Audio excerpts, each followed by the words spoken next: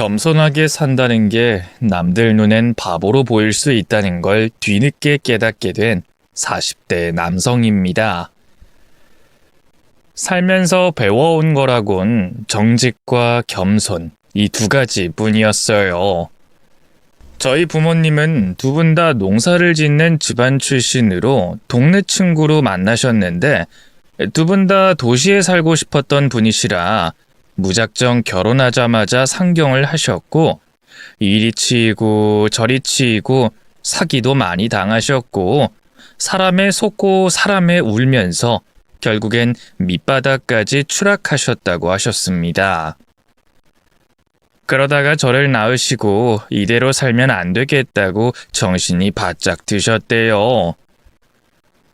그때부터 온갖 일을 하시면서 저를 키우셨고 운이 좋게 기회가 생겨 경제적으로 넉넉한 환경을 이룰 수 있었다고 합니다. 그야말로 인간 승리 그 자체였죠. 저는 그런 부모님을 정말 존경했습니다. 무일푼으로 상경해서 이만한 업적을 이루는 게 얼마나 어렵습니까? 저라면 절대로 하지 못했을 겁니다.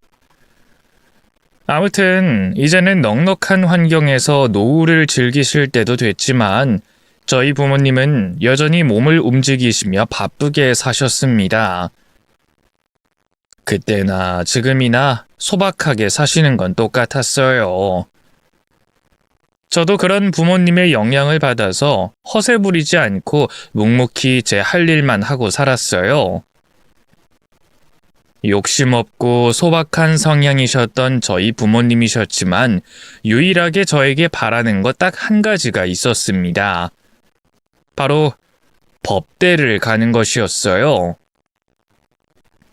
요즘이야 직업이 다양하고 명성 있는 직업들이 많이 생겨났지만 어르신들 입장에서는 법대하면 뭔가 있어 보인다고 생각하셨는지 제가 법 공부를 하길 원하셨어요.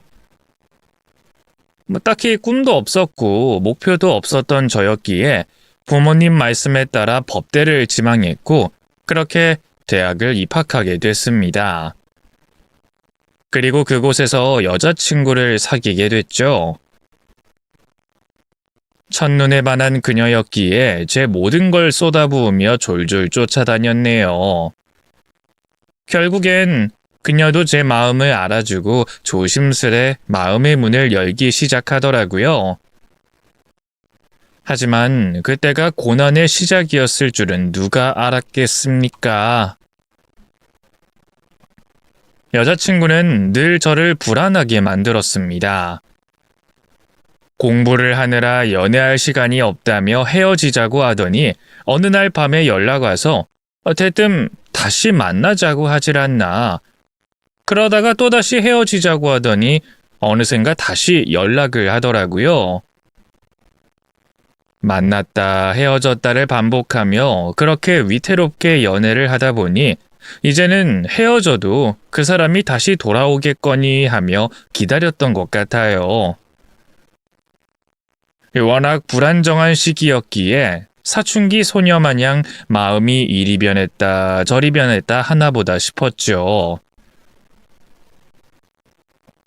그래도 나름 교내에서는 공식적인 커플이었고 양가 부모님들도 모두 다 저희의 관계를 아실 정도로 관계가 진전됐었습니다. 그때만 해도 여자친구의 어머님은 저를 참 많이 좋아해 주셨습니다. 저한테 이런 말씀까지 하셨죠. 우리 미연이 성격 맞춰줄 남자는 너밖에 없다. 걔 성깔 내가 잘 알지. 네가 고생이 참 많어. 둘이 사이좋게 잘 지내고 자주 놀러와. 알겠지? 보통은 딸의 남자친구를 경계부터 하시는데 여자친구의 어머님은 제 편을 들어주시며 친절하게 대해주시더라고요. 그때는 정말 그분이 천사인 줄 알았습니다. 하지만 여자친구가 변호사가 된 그 순간부터 그분은 돌변하기 시작했어요. 저는 법대를 졸업하긴 했지만 그 분야가 제 적성이 맞지 않다는 걸 일찌감치 깨달았기 때문에 다른 진로를 알아봤고 여자친구는 공부를 이어갔어요. 제가 돈을 벌어 여자친구를 지원해주고 용돈까지 쥐어주고 기념일에 주기만 하고 받은 건 없었지만 하나도 서운하지 않았습니다. 그게 당연하다고 생각했어요. 어차피 나는 이 여자뿐이었고 결혼할 사람이었으니까요. 여자친구가 하고 싶은 공부를 하고 제 곁에 머물러 주는 것만으로도 행복했습니다. 여자친구가 꿈에 그리던 변호사라는 직업을 갖게 됐을 땐 정말로 대견하고 기특하더라고요. 자식을 키우면 이런 기분일까 하는 생각이 들었네요. 이제는 저희 미래에 행복한 일만 펼쳐질 줄 알았건만 현실은 참혹했습니다. 여자친구가 딱 변호사가 되자마자 그쪽 집안의 분위기는 많이 달라졌습니다. 여자친구에게 선을 보라고 하질 않나, 무슨 모임에 가라고 등을 떠밀질 않나, 남자친구가 있는 걸 뻔히 아시면서 심지어 자주 왕래하고 손붙잡고 사이좋게 지내라고 신신당부까지 하셨으면서 이제는 다른 사윗감을 찾아 헤매시더라고요. 그게 정말 서운했지만 어쩌겠습니까? 사람 마음이 다 그런 거라고 생각하고 넘겼죠. 그리고 여자친구와 저의 관계는 워낙 굳건했기 때문에 이상하게 불안하지가 않았습니다. 오히려 빨리 프로포즈를 해서 결혼 준비를 해야겠다는 생각이 들더라고요. 여자친구가 제 프로포즈를 받아준 후 결혼 준비는 일사천리로 진행됐습니다. 예비 장모님께서도 끝내는 "그래, 너희들이 알아서 잘 살면 그만이지" 하시며 허락도 반대도 아닌 애매한 입장을 취하시더라고요. 썩 마음에 드는 사윗감은 아니지만 둘이 오래 사귀었는데 어쩌겠냐는 식이었어요. 결혼해서 잘 사는 모습을 보여드린다면 충분히 다시 저를 예뻐해 주실 거라 생각하고 노력하기로 마음먹었습니다. 여자친구가 그 집안 내에서는 군기반장이라고 해야 할까요? 자기 주장이 강하고 고집이 센 편이라 주변 말을 듣지 않고 저만 바라봐준 덕분에 예비 장모님도 두 손 두 발 다 드시더라고요. 결혼을 준비하면서 별다른 위기는 없었지만 기억에 남는 일화가 하나 있어요. 상견례 날이었는데 예비 장모님께서 머리부터 발끝까지 명품으로 쫙 빼입고 오셨더라고요. 그리고 양손에 반지는 4개나 낀 채로 밥을 드시는데 저희 부모님을 은근히 스캔하시며 무시하는 듯한 어투로 속을 긁으시더라고요. 워낙 수수한 스타일로 다니시던 저희 부모님이 그날따라 정말 답답했지만 뭐 어쩌겠습니까? 결혼식 날은 이미 정해졌고 사랑하는 여자와 함께 살 날만 앞두고 있는데 그런 문제로 걸고 넘어질 수는 없었습니다. 결혼식을 올리고 신혼집을 마련해서 사는데도 장모님은 끊임없이 저에게 상처되는 말을 많이 하셨습니다. 어이없게도 강한 성격인 딸 앞에서는 고분고분한 척 하시면서 제 앞에서는 은근히 기싸움을 하시더라고요. "자네는 요즘 얼마나 벌어?" "생활할 정도는 법니다." "뭐 그래봐야 변호사 벌이에 반의 반도 안 되겠지. 이 세상엔 계급이 없다고 하지만 은근히 사람들끼리 나뉜다니까. 자네는 일찌감치 될성 부른 나무를 딱 붙잡고 있어서 이렇게 살고 있지만 나는 솔직히 우리 딸이 좋은 남자 만났으면 했어. 그게 부모 마음이니까. 자네도 자식 낳아보면 내 마음 100번 이해할 거야." 처음엔 저도 장모님의 말에 상처를 받고 혼자 곱씹고 되뇌이곤 했지만 나중 되니까 네네 하고 넘기게 되더라고요. 솔직히 말하면 와이프의 벌이가 그렇게 좋은 편도 아니었어요. 제가 더 많이 벌고 있었고 요즘 하도 전문직 타령해서 그렇지 전문직도 전문직 나름이더라고요. 그 안에서도 치열하게 경쟁을 해야 하고 살아남아야 하더라고요. 심지어 집안에서 지원 한번 받지 못한 아내가 번듯한 사무실을 차릴 수 있었던 건 저의 노력이 있었기 때문이었습니다. 제 입으로 이런 말 꺼내긴 좀 그렇지만 만약 제 도움이 아니었더라면 와이프는 변호사 사무실을 차릴 수 없었을 겁니다. 때마침 제가 부모님께 상속받은 것들과 제가 재테크로 불린 돈을 합해서 건물을 하나 매입하게 됐는데 그 건물 안에서 가장 괜찮은 위치에 와이프의 사무실을 차려줬네요. 그걸 왜 장모님께 말하지 않았냐고요? 그것 또한 사정이 있었습니다. 결혼하기 전 와이프가 저한테 통장 잔고를 보여주며 울더라고요. 미안해, 이것밖에 못 모았어. 너무 적지? 아니야, 빈손으로 와도 상관없어. 사실 엄마랑 갈등이 좀 있었어. 내가 버는 돈 전부 잘 맡아주겠다고 달라고 하는 거야. 그래서 줬더니 나중에 다 탕진해버리고 없대. 내가 그거 진짜로 열심히 모은 돈이었거든. 나중에 알고 보니 아줌마들이랑 이상한 데 다니면서 사기를 당했더라고. 심지어 듣도 보도 못한 처음 들어보는 종교에다가 돈을 다 쏟아 부었대. 그 이후로 난 엄마한테 돈 없다고 하고 모른 척해. 아무리 앓는 소리 해도 내가 더 힘들다고 하고 외면해버리거든. 그러니까 우리 열심히 돈 모으려면 엄마한테 돈 없는 척 해야 돼. 우리가 경제적으로 충분히 기반을 잡고 나서 엄마를 도와주는 건 상관없는데 처음부터 모든 걸 오픈하고 싶지 않아.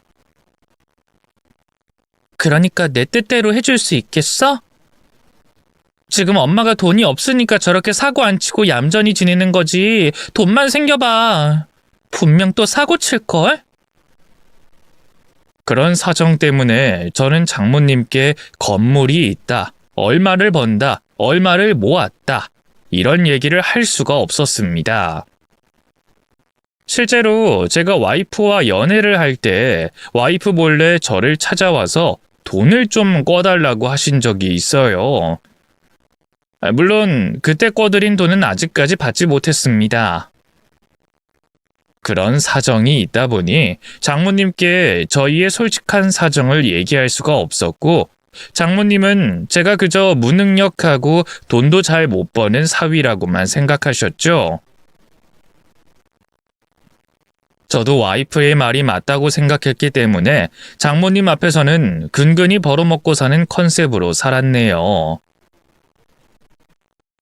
장모님에게 생활비 명목으로 용돈을 매달 드리긴 했지만 그 이상은 드리지 않았습니다. 장모님은 그게 늘 불만이셨고 저는 가시방석이었죠. 그러던 중 저희가 살고 있던 신혼집의 전세 기간이 끝나게 되고 새 집을 매매해서 들어가게 됐는데 그 집의 공사가 조금 늦어지는 바람에 오갈 데가 없었던 저희는 잠시 장모님 댁에서 신세를 지게 됐어요. 장모님 댁이 와이프와 제 직장에서 아주 가까웠거든요. 장모님도 분명 흔쾌히 오라고 하셨습니다. 하지만 합가가 시작된 후 아주 고달픈 생활이 시작됐네요. 장모님의 화법은 약간 특이했어요. 돌려 말하지만 결국엔 저를 저격하는 말들만 하셨죠. 비꼬는 화법이라고 하죠. 그런 식으로 저를 무시하셨습니다. 빨래를 개면서 흘리듯 이런 말씀을 하셨어요. 자네가 다니는 직장은 꽤 좋은 곳인가 봐? 네? 퇴근도 정시간에 하고 휴일에도 쉬잖아. 그런 직장 흔치 않어. 네, 그래서 감사하게 생각하고 다니고 있습니다. 난 자네의 그런 모습이 참 좋아. 항상 긍정적이고 밝잖아. 요즘 젊은 애들은 월급 쥐꼬리만큼 받고 일하는 거 죽도록 싫어하던데. 자네는 주어진 환경에 참 감사할 줄 알아. 욕심도 없고 야망도 없고 그런데 또 각시 고르는 눈은 또 남다른 것 같단 말이지. 하긴 요즘엔 남자 여자 안 가리고 시집 장가만 잘 가면 인생 펴는 거니까 자네가 똑똑했던 거겠지. 제가 그 집안에서 살아남는 유일한 방법은 바보인 척하는 것이었습니다. 장모님께서 은근히 저를 깔아뭉개는 말을 하시면 저는 어김없이 그러게요. 제가 좀 그렇습니다. 하고 말았어요. 그러면 장모님은 답답하신지 더 노골적으로 속마음을 털어놓으셨어요. 아이고 허리야. 요즘 몸이 안 아픈 데가 없네. 인생이 고달파서 그런가. 우리 딸이 좋은 남자만 만났어도 처가의 빌부터 살진 않았을 텐데. 아유, 내 팔자야. 우리 딸은 도대체 무슨 팔자길래 밤낮 없이 일만 하고 남 좋은 일만 시킨대? 어릴 때 내내 공부만 하더니 사람 고르는 법을 까먹었나? 시집 잘 가서 지 편하게 살면 부모로서 얼마나 좋아. 아유, 답답해 정말. 에이, 장모님. 저 이래봬도 미연이 하나는 잘 책임질 수 있습니다. 미연이 고생 하나도 안 시킬게요. 자네도 가장이면 가장답게 굴어.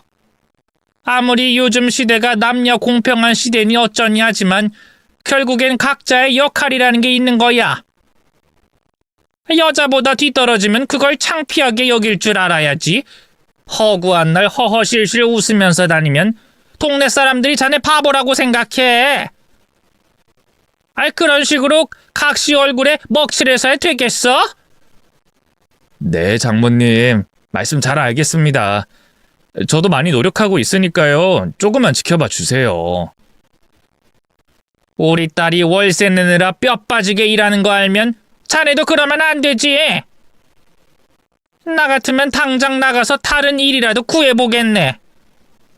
어쩜 그렇게 사람이 생각 없이 한량처럼 살 수가 있어?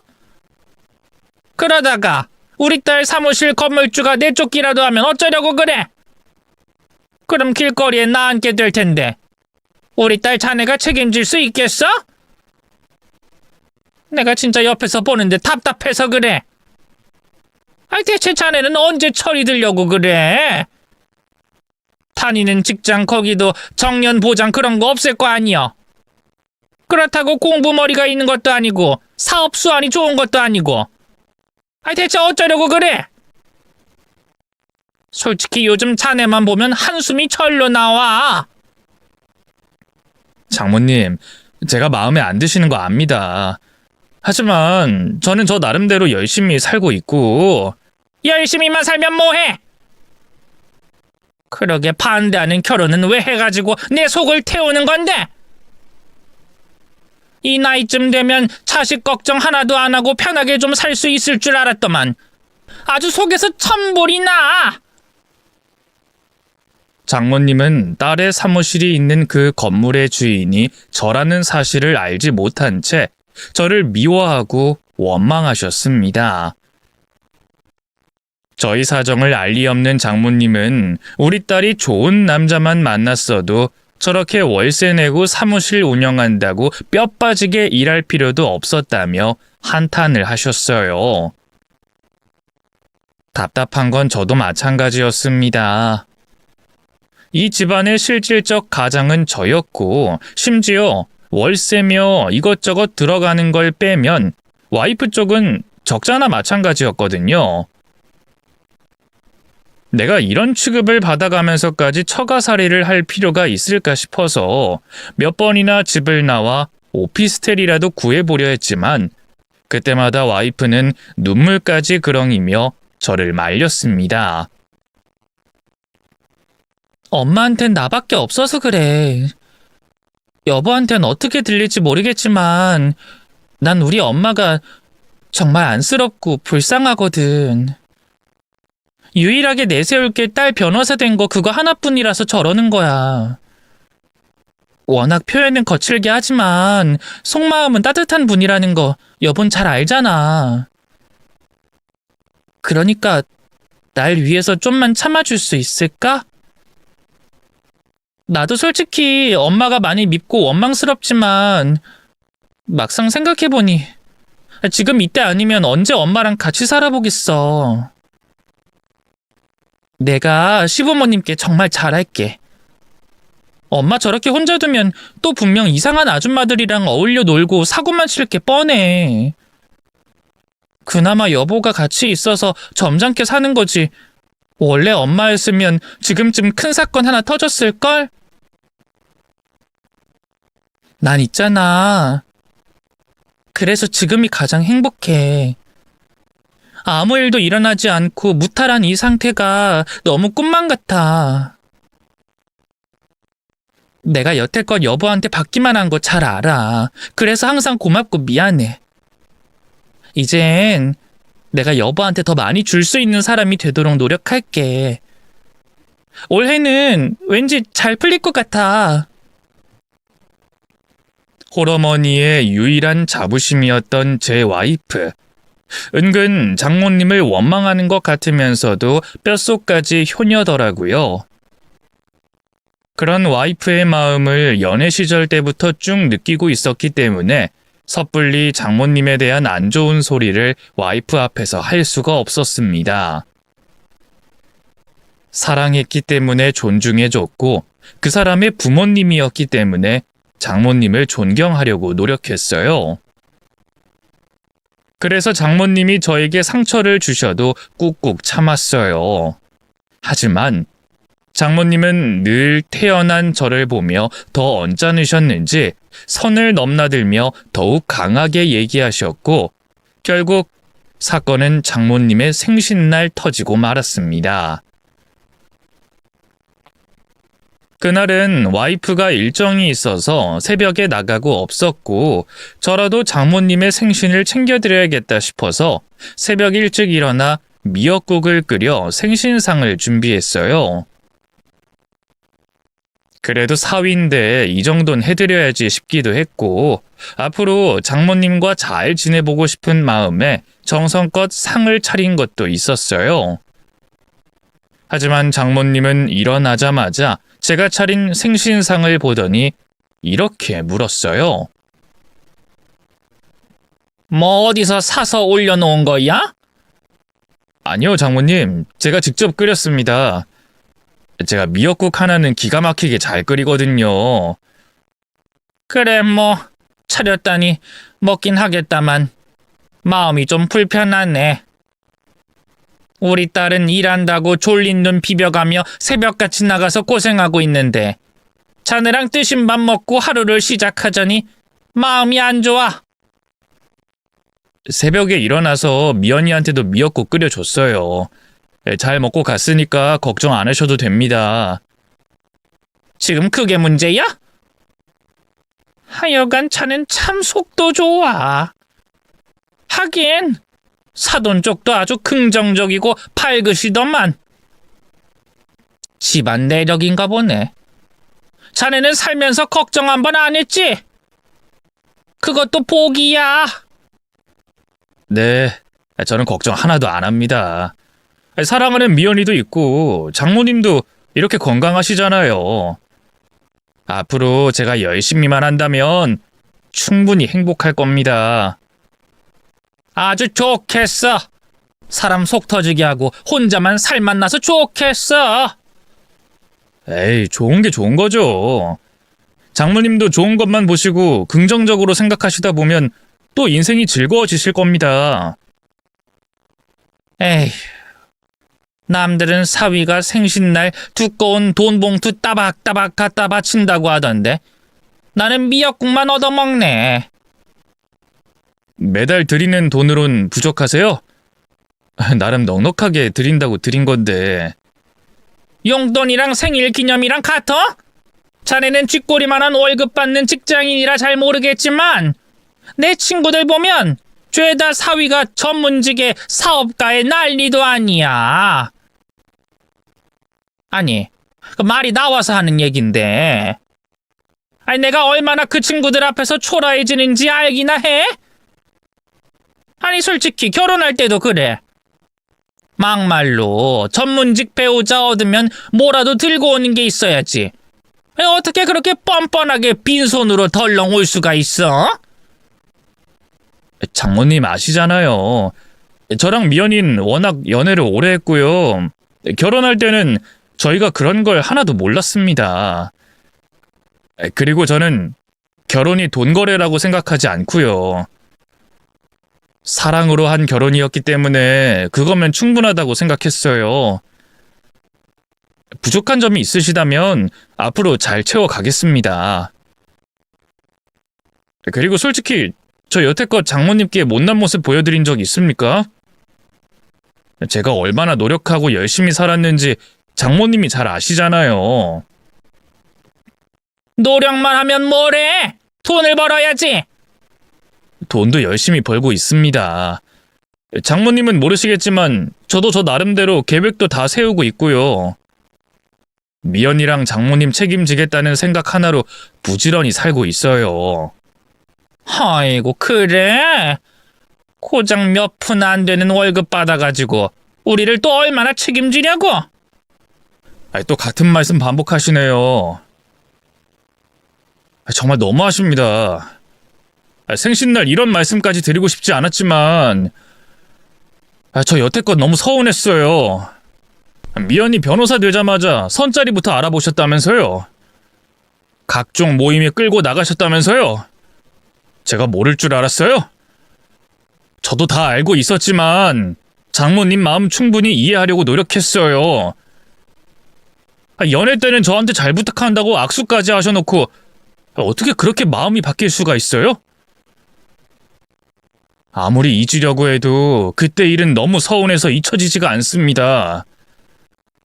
결혼하고 잘 살고 있는데도 이런 말씀을 하시는 건 제가 아직도 마음에 안 드시는 거겠죠. 어떻게 하면 장모님 마음에 들 수 있어요? 저도 알고 싶습니다. 내가 말했지. 자네도 부모가 되어보면 알 거라고. 딸이 고생하지 않았으면 좋겠고 행복하고 여유롭게 살길 바라는 건 모든 부모의 마음이야.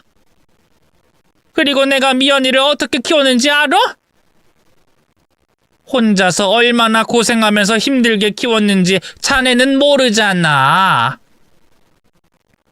우리 딸 변호사 되자마자 얼마나 좋은 신랑감이 줄을 섰는지 알기나 해?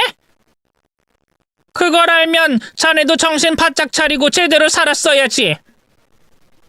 솔직히 상견례 때도 그래. 양가 식구들 처음 만나는 자리인데 꼭 그렇게 동네 마실 나온 것처럼 입고 나왔어야 했어? 나 그때는 정말로 우리 딸 시집 보내고 싶지 않았어. 당장이라도 상견례 자리 엎어버리고 내 딸 손 붙잡고 도망치고 싶었다고. 자네는 내 마음을 하나도 몰라. 내가 원하는 건 자네의 노력이 아니야.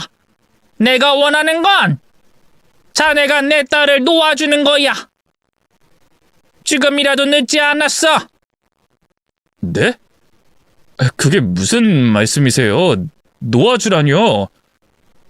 설마... 그래. 가난하고 능력 없으면 눈치껏 이혼해라. 장모님! 어떻게 저한테 그런 말씀을 하세요? 내가 원하는 건 이딴 미역국이 아니야. 이게 자네가 생각하는 효도야? 어? 이게 효도냐고? 꼴도 보기 싫으니까 당장 나가! 장모님은 식탁 의자에 걸려있는 앞치마를 저에게 던지며 소리치셨습니다. 정말 충격적이더군요. 저를 마음에 안 들어 하시는 건 충분히 예상하고 있었지만 이혼까지 원하시는 줄은 몰랐어요.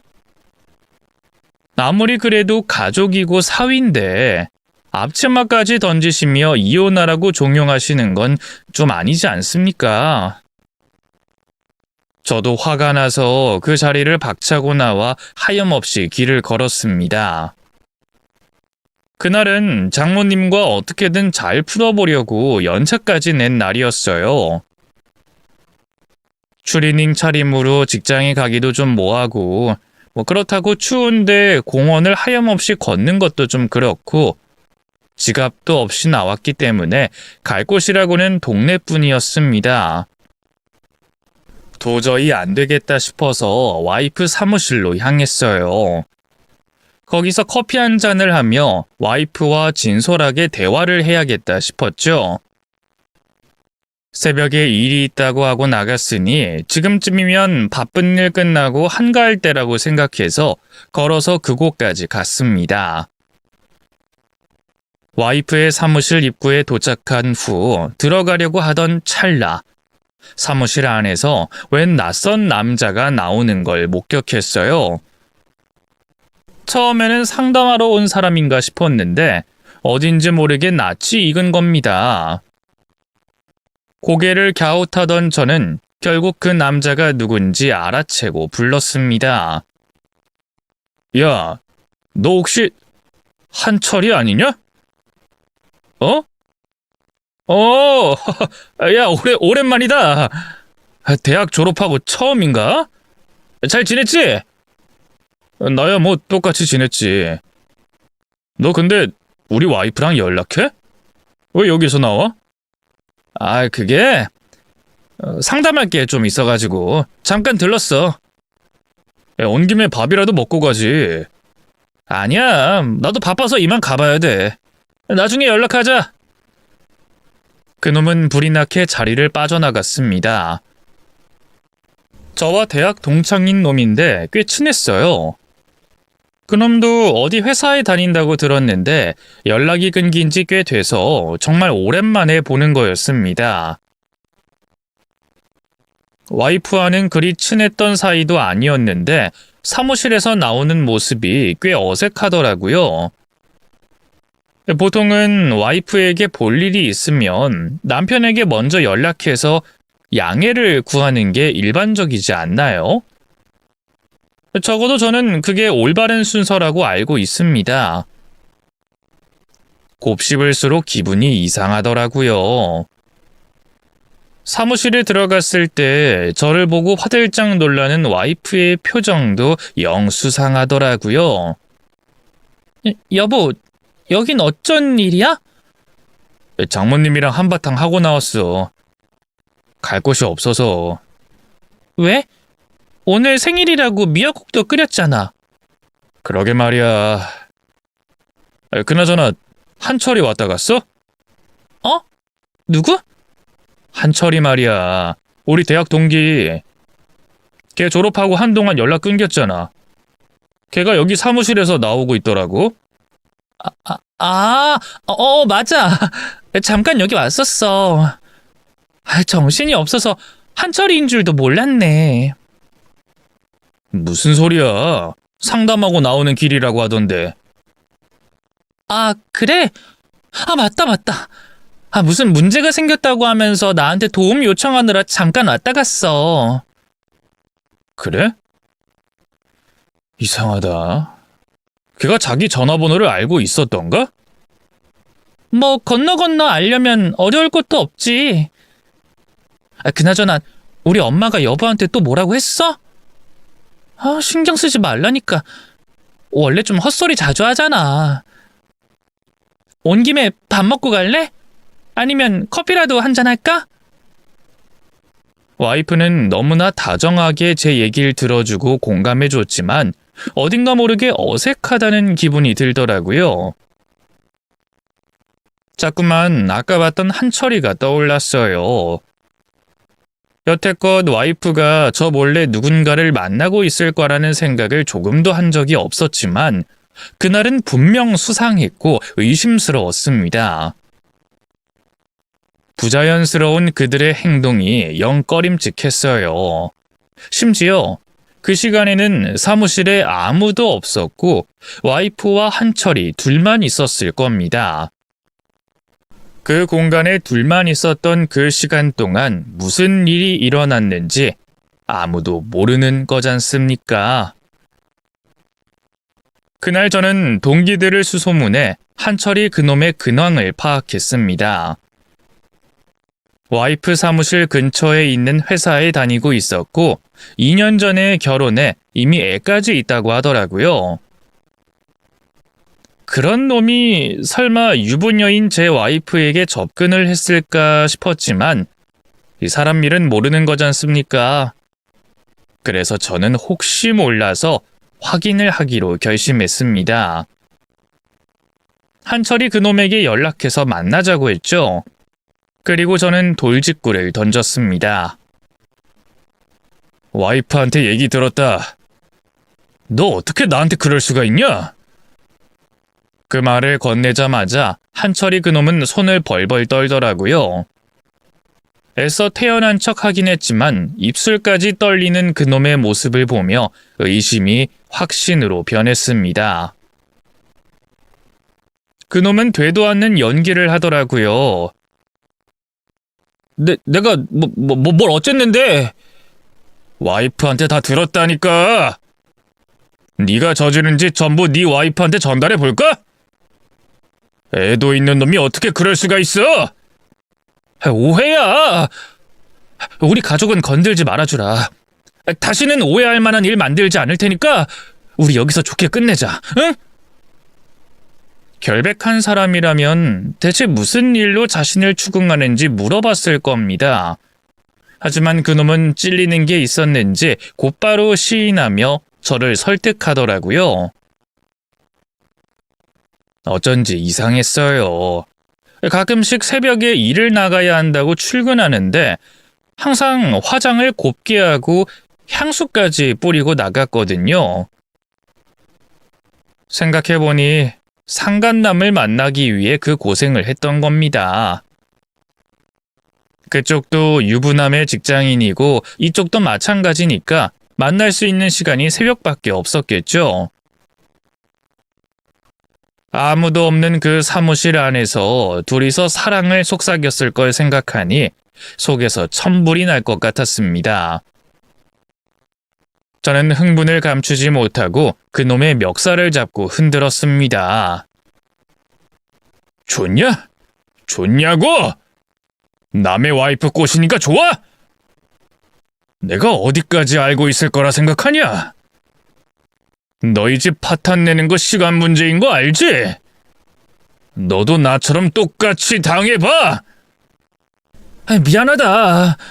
우연히 회사 근처에서 미연이 만난 이후로 연락 몇 번 하다가 사무실 오간 거는 얼마 안 됐어. 그래. 솔직히 말할게. 나 대학 시절 때 미연이 짝사랑했었다. 네가 워낙 미연이랑 붙어 다니고 공식 커플이라고 소문나서 시도도 못 해봤지만 나는 늘 미연이를 마음속에 품고 있었어. 그래, 내가 미친놈이라는 거 잘 아는데 너랑 결혼하고 잘 살고 있다는 것도 알고 있었는데 미연이를 다시 본 순간 내 마음이 요동치더라. 내가 얼마나 못난 놈인지 아냐? 미연이를 다시 본 순간 결혼한 게 후회가 되더라. 초라한 집에서 볼품없는 가장으로 사는 내가 멋지고 당찬 변호사로 사무실까지 차린 미연이를 보니까 자꾸 존경심이 들고 동경하게 되더라. 그래, 나도 속물인가 봐. 집에서 목 늘어난 반팔티만 입고 있는 와이프만 보다가 미연이같이 향기 나는 여자를 만나게 되니까 정신 못 차리겠더라. 너한텐 미안하지만 자꾸만 욕심이 나는 걸 어떡하냐. 새벽에만 만나다가 오후에도 만나고 싶고 주말에도 만나고 싶고 미연이를 만날 때만큼은 세상의 근심 걱정이 다 사라지고 행복하기만 한데 어떡하냐? 너한테 미안하기도 하지만 한편으론 하나도 안 미안하다. 좋아한 건 내가 먼저였고 타이밍만 잘 맞았어도 미연이 나랑 결혼했을 거니까. 와이프랑 애도 있는 놈이 그딴 말을 짓거려? 완전히 돌았네. 그래, 나 돌았다. 솔직히 말할까? 와이프랑 애 포기하고 미연이 하나만 선택할 수 있다면 난 그렇게 하고 싶어. 그 정도로 우리 관계가 깊어진 건 너도 몰랐겠지. 솔직히 너도 운이 좋아서 변호사 남편이지 혼자 살았으면 호래비 신세 못 면했을 거 아니야. 미연이가 요즘 얼마나 힘들어하는지 너는 잘 모르잖아. 미연이한텐 기댈 사람이 필요해. 너같이 빈대처럼 들러붙는 놈 말고 든든한 버팀목 같은 남자가 필요하다고. 이제 너도 미연이 그만 괴롭히고 놓아줘라. 장모님도 그렇고 상간남도 그렇고 모두가 저더러 와이프를 놓아주라고 애원했습니다. 생각해보니 아내와 결혼한 후 저의 평판은 밑바닥까지 추락해 있더라고요. 여자 하나 잘 꼬셔서 변호사 남편이 된 남자. 아내가 벌어다주는 돈을 쓰기만 하고 베풀지 못하는 속 좁은 남자. 장모 집에 얹혀 살면서 돈도 벌어다 주지 못하는 무능력한 남자. 누가 봐도 저는 형편없는 놈이었습니다. 그리고 그런 저의 이미지는 아내가 만들어줬습니다. 저는 여태껏 희생만 하고 명예를 얻지 못하는 그야말로 헛짓거리만 하고 있었던 것이죠. 뒤돌아보니 저는 멍청한 인간이었더군요. 그날은 하루가 참 길었습니다. 장모님에게 이혼하라는 소리를 듣고 상간남의 존재까지 알게 됐던 최악의 날이었죠. 저녁쯤 되어 집에 돌아가니 와이프가 집에 먼저 와 있더라고요. 상간남에게 대충 얘기를 들었는지 우물쭈물하며 저에게 말을 걸었어요. 여보, 그게 있잖아. 한철이한테 얘기 다 들었어. 아니, 나는 그게 아니라 서로 오해가 좀 있었어. 오해? 무슨 오해? 걔 말로는 너희 둘 갈 때까지 간 사이라고 하던데. 걔는 이미 와이프랑 애까지 버리고 너한테 갈 준비까지 하고 있던데. 아니야. 난 그 정도 마음은 아니고 그냥 그쪽에서 연락을 자꾸 해대서 몇 번 받아준 게 다야. 그뿐이야. 더 이상의 호감은 없었어. 이젠 내가 널 어디까지 믿고 존중해줘야 하는지 모르겠다. 여보, 왜 그래? 우리 좋았잖아. 내가 많이 노력할게. 우리가 좋았다고? 언제? 좋았던 적 단 한 번이라도 있었어? 나는 너랑 결혼 생활하는 내내 지옥이었어. 서운한 게 많아도 단 한 번도 입 밖으로 낸 적도 없어. 남편이 그렇게 무시당하는데 너는 여태껏 단 한 번도 내 편에 서준 적도 없었지. 내가 남편으로서 제대로 대접받은 적이 있기나 해? 너는 은근히 우위에 있다는 걸 즐기는 것 같았어.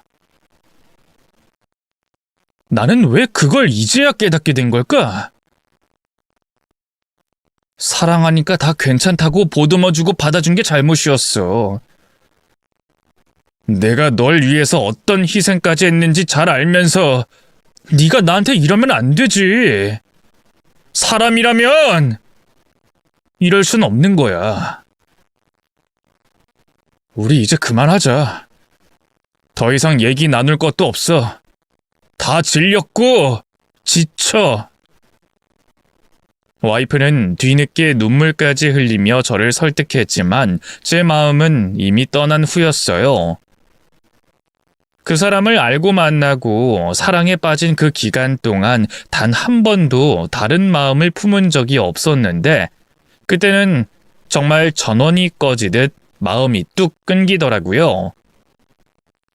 그리고 그날 밤 저는 장모님에게 이혼을 하겠다고 알렸습니다. 워낙 저를 미워하셨던 분이었기에 저희의 이혼 소식을 무덤덤하게 들으시더라고요. 그리고 저에게 말씀하셨어요. 그래, 뭐 내가 자네한테 여태껏 상처를 줬다면 진심으로 미안하네. 하지만 사람 인연이라는 게 어떻게 억지로 이어붙일 수가 있겠어. 그 마음 충분히 이해하니까 부디 잘 마무리하도록 해. 그리고 노파심에 하는 말인데 각자의 것은 지키면서 갈라서는 게 좋을 것 같네. 괜히 욕심 부리지 말고. 알겠지? 말은 돌려서 했지만 결국에는 내 딸 재산에 손도 대지 말고 재산 분할 그딴 거 욕심도 내지 말라는 뜻이었어요.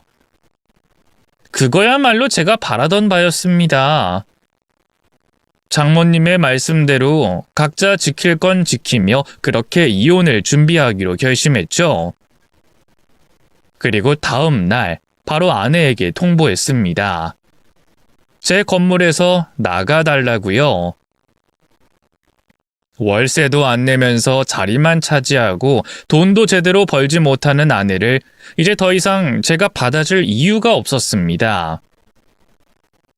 이혼까지 결심한 마당에 제가 자선사업가도 아니고 남이나 마찬가지인 여자를 제가 받아줘야 할까요?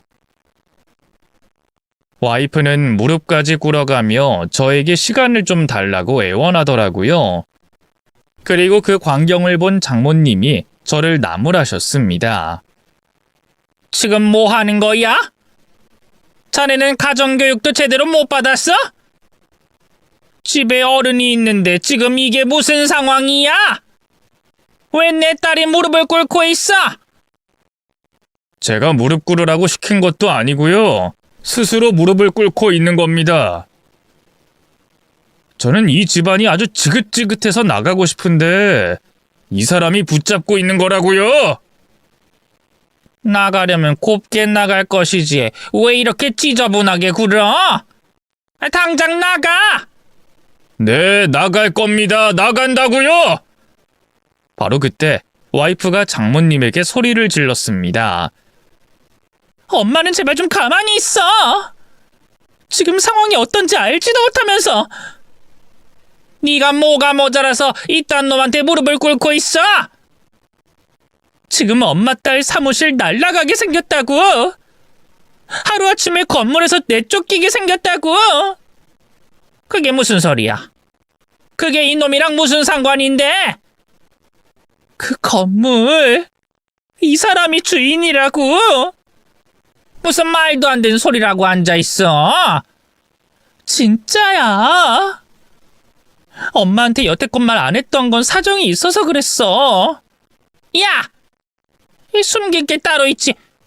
왜 그걸 이제 말해? 그거야 엄마가 자꾸 들러붙을까봐 그렇지. 돈 많은 사윗감 들어오면 돈부터 뜯어낼 궁리만 하고 있는 엄마한테 어떻게 그걸 말해? 또 이상한데 돈 들어 부을까봐 걱정돼서 숨기고 있었지. 너 여태껏 엄마를 그딴 식으로 생각하고 있었어? 사위한테 돈 뜯어내는 악랄한 장모 취급을 했단 말이야? 그럼 내 말이 틀려? 엄마가 나한테 뜯어간 돈부터 생각해봐. 내가 널 어떻게 키웠는데? 어떻게 엄마한테 그런 말을 해? 보통의 엄마들은 자식한테 키운 값에 이자까지 쳐서 달라고 하지 않아. 자식이 잘 되길 바라지. 자식을 돈으로 보지 않는다고. 엄마는 결국 돈 때문에 나 변호사 만든 거잖아. 그런데 어떻게? 요즘 변호사가 돈 벌기 얼마나 힘든지 알아? 나 사실 이 사람보다 돈 못 벌어. 이 사람은 월세 받으며 평생 걱정 없이 살겠지만 난 건물주가 나가라면 속절없이 짐 싸야 하는 소상공인일 뿐이야. 그러니까 엄마도 정신 좀 차려. 지금 상황 파악이 안 돼? 나 쥐뿔도 없다고. 이 사람이랑 이혼하면 끝이란 말이야. 그제야 장모님은 정신이 번쩍 들었는지 저에게 다가와서 눈물을 그렁이셨습니다. 그리고 갑자기 무릎을 꿇고 제 바짓가랑이를 붙잡고 오열하셨어요. 내가 미안해. 정말 미안하네. 장모가 돼가지고 사위한테 좋은 말 한 번 못해줘서 정말 미안해. 우리 딸이 워낙 철이 없어서 그래. 애가 지 아빠 닮아서 성격이 불같고 앞뒤 안 가리고 달려들어서 그렇지. 속은 참 따뜻한 애야. 살면서 누구나 실수는 한 번쯤 하잖아. 안 그래? 나는 자네가 이렇게 열심히 살아온 줄 몰랐어. 여태껏 내 딸이 월세 내느라 힘들게 돈 벌고 고생만 하는 줄 알았지. 뒤에서 자네가 고생을 하고 있을 줄 꿈에도 몰랐네. 내가 알아서 그놈 찾아가서 혼내고 싹을 끊어낼게. 그러니까 불쌍한 우리 딸 한 번만 봐주면 안 될까? 장모님, 저 여태껏 많이 참았습니다. 장모님이 구박하고 무시하는 거 여태껏 듣기만 했지 반항한 적 한 번도 없었어요. 제가 지금 미연이가 바람 피어서 바로 이혼을 결심한 줄 아십니까? 여태껏 쌓이고 쌓여서 한 번에 터진 것뿐이라고요. 상견례 때 저희 부모님이 초라하게 입고 오셔서 실망하셨다고 하셨죠? 하지만 저한텐 하나뿐인 부모님이고 가장 존경하는 분들입니다. 틈날 때마다 저희 부모님 무시하고 조롱하시는데 전 그게 제일 힘들었고 치욕스러웠어요. 전문직이 아니면 사람도 아닙니까? 와이프가 전문직이면 저는 뭐 고개 숙이고 노예처럼 살아야 합니까? 장모님의 그 잘못된 사상과 가치관 때문에 제 마음이 얼마나 찢어질 듯이 아팠는지 아시냐고요? 더 이상 볼 것도 없습니다. 미연이가 앞으로 얼마나 잘 먹고 잘 사는지 모르겠지만 제가 드디어 놓아드리니까 장모님 어디 한번 따님이랑 행복하게 살아보세요. 저는 이만 빠져드립니다. 그러게 왜 말을 안 했어? 진작 말을 하지. 알았으면 내가 이러지도 않았을 건데. 왜냐고요? 미연이가 그러자고 해서요. 어머님이 돈 뜯어가는 거 도저히 못 견디겠다고 없이 사는 척 하자고 해서요. 그리고 장모님은 사위의 재력에 따라서 친절함이 달라지시나 보죠? 아니 우리 미연이 자네 아니면 누가 받아주겠어? 자네밖에 없는 거 알잖아. 아니요. 미연이한텐 다른 남자 있고요. 그 남자는 이미 미연이랑 살림까지 합칠 준비를 하고 있더라고요. 새로운 사윗감 어디 한번 잘 맞이해 보세요. 저는 모든 걸 정리하고 그 집에서 나왔습니다. 그리고 본가로 가서 이혼을 준비했어요. 사람과의 관계도 적당한 타이밍이라는 게 있는 것 같습니다. 이미 와이프에 대한 애정이 식어버린 지금은 장모님의 사과도 진심이 느껴지지 않았어요. 어쩌면 다행이라는 생각까지 들더라고요. 만약 제가 건물주라는 걸 밝히고 그 집안에 장가를 갔더라면 장모님의 밑바닥을 보지 못했을 거 아닙니까? 오히려 장모님의 속내를 일찌감치 파악하고 갈라설 수 있었던 게 잘된 일인 것 같기도 하네요. 그리고 얼마 후 상간남 그놈에게 전화가 걸려왔습니다. 지가 스스로 전화를 걸다니 기가 막혔지만 최대한 덤덤하게 받았어요. 근데 웬 뚱딴지 같은 소리를 하더라고요. 야, 그게 사실이야? 그 건물 네 거라며. 진짜야? 지금 그게 중요하냐? 중요하죠 그럼. 미연이가 쫓겨나게 생겼다며. 아무튼 난 이혼하니까 너는 사랑을 찾아 떠나든지 말든지 마음대로 해라. 야, 그러면 상황이 다르지. 아, 왜 내 입장만 난처해지는 건데? 난처? 미연이 좋다고 나더러 이혼해달라고 할 땐 언제고 이제 와서 난처해졌다고? 네가 저지른 짓은 네가 책임져야지. 나는 너를 상간남 소송도 할 거고 네 와이프한테 증거까지 보낼 생각이니까 그런 줄 알고 잘 대처해라. 아니, 그럼 미연이 사무실은 어떻게 되는 건데? 어떻게 되긴 없어지는 거지. 왜? 이제 와서 실망했냐? 겉으로 볼 땐 미연이가 번듯한 건물에 사무실까지 차려놓고 변호사 직함까지 달고 있으니까 그럴싸하게 보였겠지. 설마 그것 때문에 접근한 거냐? 내가 그럴 놈으로 보이냐? 넌 대학 때부터 늘 그랬어. 돈 좀 있어 보이는 여자애들한테 한없이 접근하고 사귀고 헤어졌다 반복했잖아. 너도 참 예전이나 지금이나 그대로다. 사람이 나이가 들면 철이라도 들어야 하는데 넌 어떻게 된 게 갈수록 엉망진창이냐? 아 참, 그리고 내가 미연이한테 받을 게 있거든? 걔가 내 건물에 월세로 지내면서 단 한 번도 월세를 낸 적이 없어. 이거 법적으로 돌려받을 수 있나 알아볼 거야. 너랑 미연이 둘 다 열심히 벌어서 갚아야 할 거다. 거기에 왜 나를 끼워 넣는데?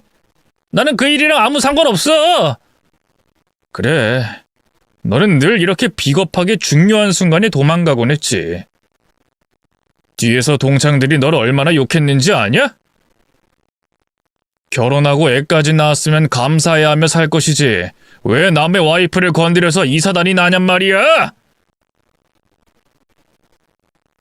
덕분에 나는 깔끔하게 이혼하게 됐지만 넌 꽤 고달플 거야. 미연이 어머님 있잖아. 네 예비장모. 너랑 아주 잘 맞을 것 같더라. 돈 좋아하고 사람 겉으로 보고 판단하는 모양새가 딱 비슷해. 둘이 행복하게 잘 살길 바란다. 미련 없이 모든 걸 줬으니 헤어질 때도 전혀 아쉽지 않았습니다. 그래도 한때 저에게 즐거움과 행복과 사랑을 줬던 사람이었기 때문에 증오를 하며 시간을 낭비하고 싶진 않았어요. 그냥 인연이 여기까지인가 보다 하며 미련 없이 털어내려고 했습니다. 저를 인간으로서 대접해주지 않는 집안과는 애초에 인연을 맺으면 안 되는 거였는데 지난 날이 후회되긴 했지만 덕분에 큰 교훈을 얻었어요. 어쨌든 저는 변호사인 전 부인을 상대로 이혼 소송을 준비했습니다. 별거 없더라고요. 그 사람을 떠나보내면서 제 청춘을 같이 떠나보냈어요. 완전히 새 출발을 하기 위해 장기 여행도 다녀왔습니다. 상간남 그놈은 갑자기 자기는 속은 거라며 소문을 내고 다니더라고요.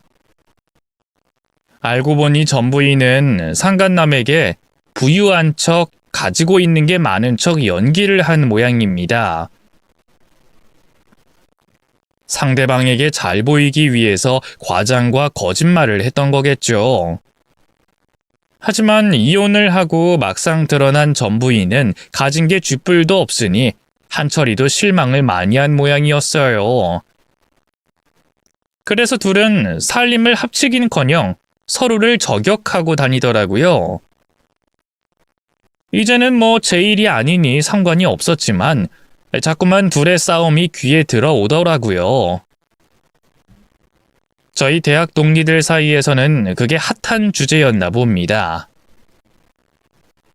이혼 후 한동안 지인들과의 연락도 끊고 각종 모임도 끊은 채로 그렇게 칩거 생활을 하며 세월을 보냈습니다. 미련이 없다고 했지만 그래도 허전한 마음은 숨길 수가 없었기 때문에 좀처럼 사람들을 만나 웃고 떠들기가 너무 힘들더라고요. 그래도 시간이 약이라는 말처럼 한 계절씩 흘려보내니 어느새 마음이 잠잠해졌습니다. 그리고 5년이 지난 지금은 좋은 사람을 만나 결혼해서 아이 둘을 키우고 있네요. 지금 와이프는 저와 동종업계에 있는 사람인데 오랫동안 친구처럼 지내다가 어느 순간 정이 들어 연인으로 발전한 케이스입니다. 서로를 너무 잘 알다 보니 이게 사랑인지 우정인지 헷갈렸는데 어느 순간 그 사람이 제 곁을 떠났을 때 뼈저리게 느껴지더라고요. 사랑이라 확신했던 저는 그 사람에게 용기 있게 고백했고 두 번째 결혼을 하게 됐습니다. 저는 한번 갔다 온 경험이 있다 보니 장인어른 장모님께 참 죄송하고 면목이 없었지만 그분들은 저를 정말 아들처럼 예뻐해 주십니다. 제가 처가에 가겠다고 하면 전날부터 분주하게 음식을 준비하실 정도로 저를 정성껏 대접해 주세요. 부족한 저를 받아주셔서 늘 감사할 따름입니다. 두 아이의 아빠가 된 지금 그 어떤 인생도 부럽지 않을 만큼 행복합니다. 그리고 제가 지금까지 별탈 없이 잘 살 수 있었던 건 모두 저희 부모님 덕분이라 생각합니다. 요즘엔 바쁘다는 핑계로 잘 찾아뵙지 못하긴 하지만 이 기회를 통해 부모님께 저의 진실된 마음을 전달하고 싶네요. 여러분들의 인생에도 흑역사 하나쯤은 있으시겠죠? 때로는 그걸 지우고 싶어서 발버둥 쳤는데 지금 생각해보니 그 자체가 제 인생의 일부고 제 모습 중 하나다 보니 그걸 굳이 지우려고 애쓸 필요가 없더라고요. 그냥 있는 그대로 흘려보내다 보면 그걸 기반으로 또 한층 성숙한 모습으로 새로운 시작을 할 수 있게 되고 올바른 길로 가는 과정이 되는 거 아니겠습니까? 교훈 없는 실패는 없다는 말을 참 좋아합니다. 그리고 모든 실패는 성공으로 가는 과정이라는 말도 있지 않습니까? 부디 이 사연을 통해 여러분들도 실패의 소중함을 깨닫고 새로운 출발을 하기 위한 밑거름이라고 생각해 주셨으면 합니다. 그럼 모두 좋은 하루 보내세요.